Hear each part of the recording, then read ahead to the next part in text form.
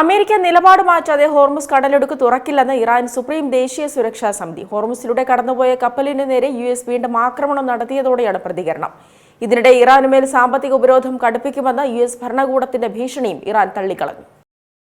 ഹോർമുസിലൂടെ കടന്നുപോയ കപ്പലിന് നേരെ യുഎസ് വീണ്ടും ആക്രമണം നടത്തിയതോടെ പശ്ചിമേഷ്യയിൽ കാര്യങ്ങൾ വീണ്ടും സങ്കീർണമാവുകയാണ്. ഇതോടെ അമേരിക്ക നിലപാട് മാറ്റാതെ ഹോർമുസ് കടലിടുക്ക് തുറക്കില്ലെന്ന നിലപാടുമായി ഇറാൻ സുപ്രീം ദേശീയ സുരക്ഷാ സമിതി മേധാവി മുഹസിൻ റിസായി രംഗത്തെത്തി. ഇറാനെതിരായ നാവികോപരോധം ലംഘിച്ച കപ്പലിനെയാണ് യുഎസ് ആക്രമിച്ചതെന്നാണ് റിപ്പോർട്ടുകൾ. പനാമയുടെ പതാക വഹിച്ച കപ്പലിന് നേരെ വെടിയുതിർത്ത് പ്രവർത്തനം തടഞ്ഞതായി യുഎസ് സെൻട്രൽ കമാൻഡ് വ്യക്തമാക്കിയിട്ടുണ്ട്. അതേസമയം ടെഹ്റാനിലെത്തിയ പാക് നേതാക്കൾ ഇറാൻ നേതൃത്വവുമായി കൂടിക്കാഴ്ച നടത്തി. ടെഹ്റാനിലെത്തിയ പാക് ആഭ്യന്തരമന്ത്രി Mohsin Naqvi Iran president Masoud പെസഷ്കിയാനും വിദേശകാര്യമന്ത്രി അബ്ബാസ് അരാഗ്ചിയുമായി സംസാരിച്ചു. പിന്നാലെ ഇറാന്റെ പരമോന്നത നേതാവ് മുജ്തബ ഖമനേയി പൂർണ്ണ ആരോഗ്യവാനാണെന്ന് പെസഷ്കിയാൻ അറിയിച്ചു. യുദ്ധം അവസാനിപ്പിക്കാനും ഹോർമുസ് കടലിടുക്ക് തുറക്കാനും ലക്ഷ്യമിട്ടുള്ള ചർച്ചയ്ക്കായി ഇറാൻ സംഘം വൈകാതെ ഇസ്ലാമാബാദിൽ എത്തുമെന്നാണ് റിപ്പോർട്ടുകൾ സൂചിപ്പിക്കുന്നത്.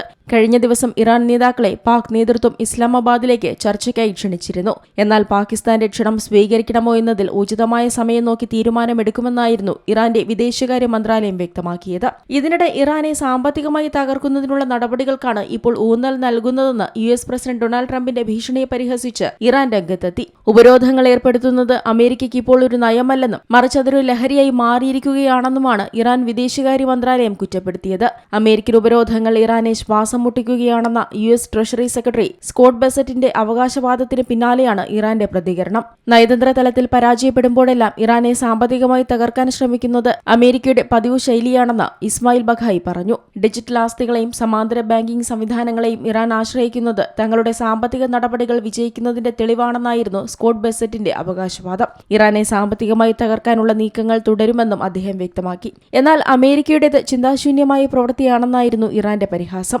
അമേരിക്കയ്ക്ക് നയതന്ത്രം കൈകാര്യം ചെയ്യാൻ കഴിയാതെ വരുമ്പോഴെല്ലാം അവർ ഉപരോധങ്ങൾ ഏർപ്പെടുത്തുന്നുവെന്നും ഉപരോധങ്ങൾ പരാജയപ്പെടുമ്പോൾ അതിന്റെ അളവ് കൂട്ടുന്നുവെന്നും ബഖായി തുറന്നടിച്ചു. പതിറ്റാണ്ടുകളായി ഇത്തരം ഉപരോധങ്ങളെ തങ്ങൾ അതിജീവിക്കുകയാണെന്നും അമേരിക്കയുടെ ഈ ദുശീലം അവർക്കു തന്നെ തിരിച്ചടിയാകുമെന്നും ഇറാൻ മുന്നറിയിപ്പ് നൽകി. International desk Zee Malayalam news.